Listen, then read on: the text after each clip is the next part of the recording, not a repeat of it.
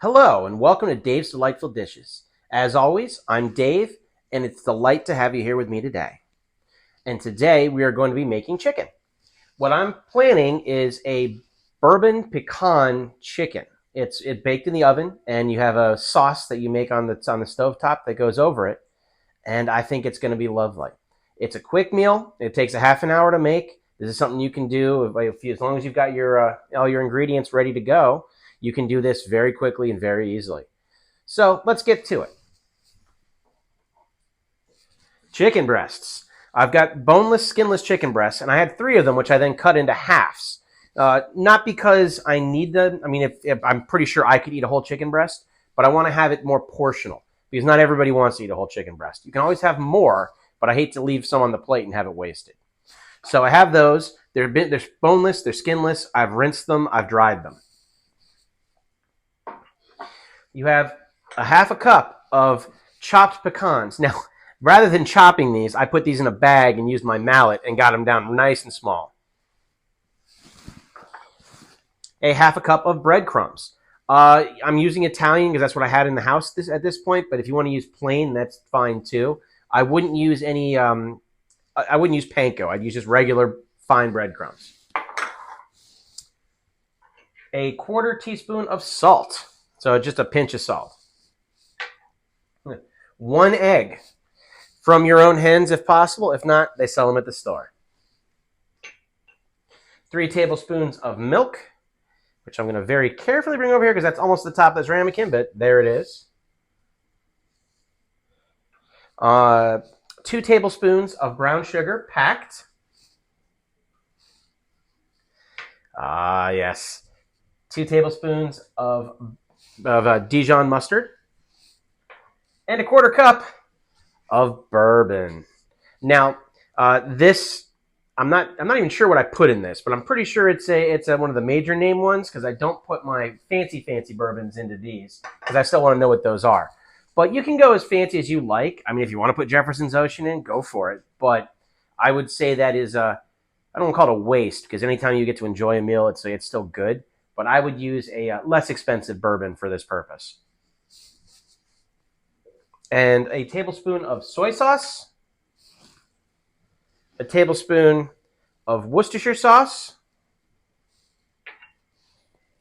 and then a cup of butter that I've then cut into pats. And finally some green onions, and then some more pecans that I've beat up as well, so they're almost powderized. Which we'll use for garnish at the end. So the first thing we got to do is we got to get our dry ingredients because this is going to be a dredging process. So I'm going to take my breadcrumbs and my pecans and my salt.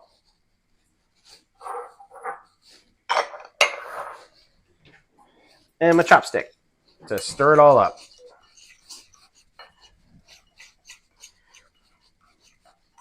And finer the better as far as how far you beat up the pecans, but you do want them to still be noticeably pecans. So don't turn it into powder. We don't need pecan flour. So there's my dry ingredients. And then I have the egg,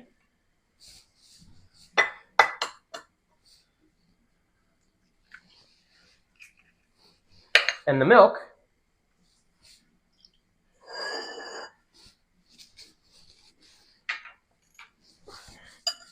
which we're going to whisk up.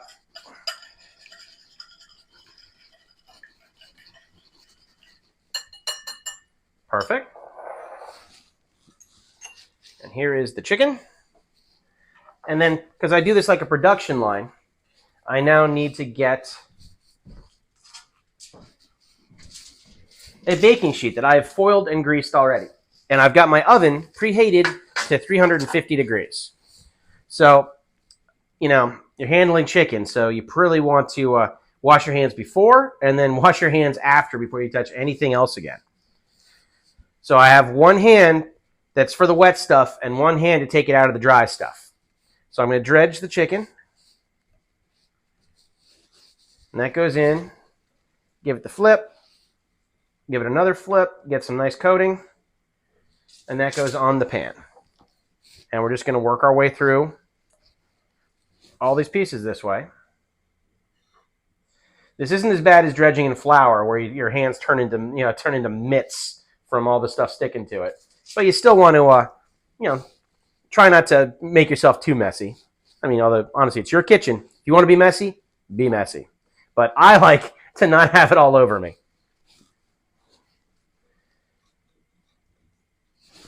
And to show you, it's just like regular breading, but there's nice pieces of nut on it, which is going to be great for mouthfeel at the end.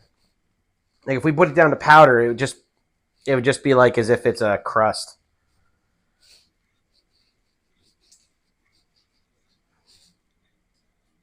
Okay, there's 4, 5, and you might want to trim if there's any like big hanging pieces of fat or something on those chicken breasts, because they were a real animal, obviously. I hope they they will. If you have any of that going on, you can trim that off while you're cutting them in half, just to make them as presentable as possible. And also pick your half carefully so that you can make sure that you're having the best possible look for your chicken, because you want every piece to look nice. Not that it matters; it all goes down in your stomach, but still. So now these are going to go into a 350-degree oven, and then we'll pull them back out once they are prepared. And while they're cooking, we're going to be working on some stuff on the stovetop to make a sauce. So I'll see you in a minute. So now we're going to make the sauce. And to do that, I'm going to put this saucepan on medium heat.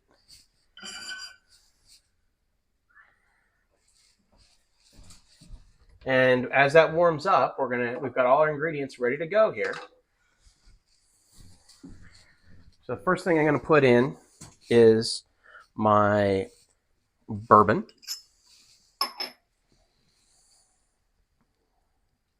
Just watch yourself as you're pouring heavy alcohol content liquors over an open flame. You do not want to light yourself on fire. That goes in. In is going to go, once I get my spatula, in goes the Dijon mustard. And all the rest of my ingredients here, minus the garnishes. So that was the Worcestershire sauce. Here's the soy sauce. Here's the brown sugar. And I got to just get that to come together here. And once that's together and melted, then we're going to start adding butter sticks. And I'm going to switch to a whisk in a second here. There we go. Here's my other whisk. And one pat at a time, I'm just going to be adding butter and combining it, adding butter and combining it. Because we're trying to make a sauce out of this, not a bunch of individual components. And there's a second one. Let me get the heat up a little bit more. There we go. Now we're starting to melt. So this all has to stir together, and I've got like 9 more pats of butter. So we will get back to you once this has come together as a full sauce. So the sauce is together now. And it's funny because it looks just like my vinaigrette that I make. But it is, you can really smell the bourbon. It smells sweet. There's great aromas coming off of it, and that's going to just drizzle right on top. So in the meantime, we've now turned the heat off. I'm going to put a lid on it because in about 15 to 20 minutes, we're going to be serving. If I need to, I can put some heat back on that, like on low on a simmer. But it is ready to go for us to serve in the meantime. So the chicken is out of the oven. What you're looking for is an internal temperature on the biggest piece of 165 degrees. These ones were a little bit larger breasts, so it took about 26 minutes at 350. But, like I said, depending on how big your chicken is or how big your pieces are, that might go faster. So I would start looking at about 18 minutes. I'd start, if you can, have a probe in there all the time. But if not, then stick a probe in, see where you're at, and then check it back. It's probably going to be between 20 and 25 minutes will be average. So I've got a side and a salad set up here. And now I'm going to take a nice piece of this chicken. And we're going to get our sauce and drizzle that over the top. I can smell that sauce from here, and it smells amazing. And then some of these green onions.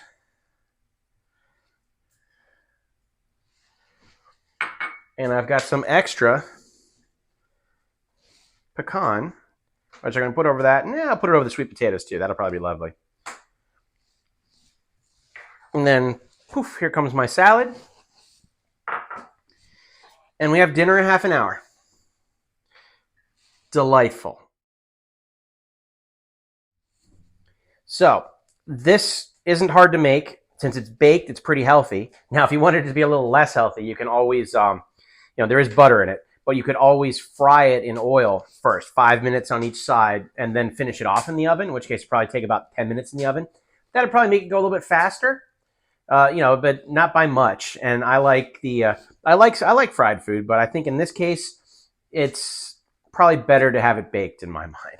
And the sweet potatoes here is a cranberry maple sweet potato mash, which you'll see in an upcoming side dish Saturday. So, guys, I hope you like this. I hope you try it. Please let me know what you think of it, or tell me what you'd like me to make instead. Hit that like and subscribe button if you haven't already. And remember, my recipes are here, but my ingredients are in the description of every one of my videos. So if you want to try this at home, nothing is stopping you. Give it a shot. Let me know how you did. I'll see you guys later. Have a great evening.